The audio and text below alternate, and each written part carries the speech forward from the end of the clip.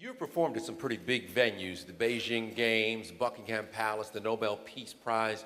So how does that rank, or how do those rank with the Super Bowl and being on that stage?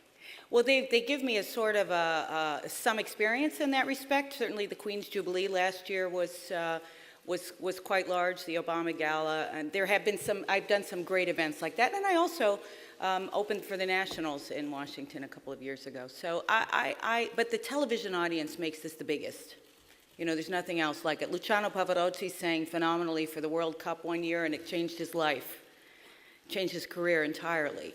And the National Anthem is something that everybody knows and feels so strongly about. So above all, I feel a tremendous sense of responsibility to the 200th anniversary of the National Anthem. That's a great honor. Do you know, I actually love singing. I produced with the Kennedy Center American Voices, a celebration of American singing across genre. And I am interested in it. I celebrate it. Never in the history of the world has there been the interest in singing that there is right now with all of the reality television shows and also the sitcoms. And they're worldwide at this point. So, you know, every month a new 9-year-old comes forward and sings one of my arias.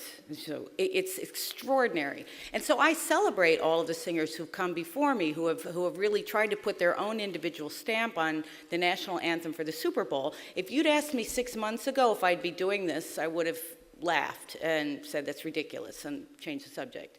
So it is surprising to me, because in the history of the Super Bowl, as you probably now know, there have only been very commercially successful, top pop, mainstream, sometimes country performers, and never anybody outside of that. So this is way outside, because we are in a niche, but we belong to a tradition that's 400 years old, that has range at the heart of it, among other things. And certainly it will be something quite different. And I applaud the NFL for making this step and doing something quite courageous. I'm shocked and surprised and absolutely thrilled, honored, and I applaud them for really doing something different this year.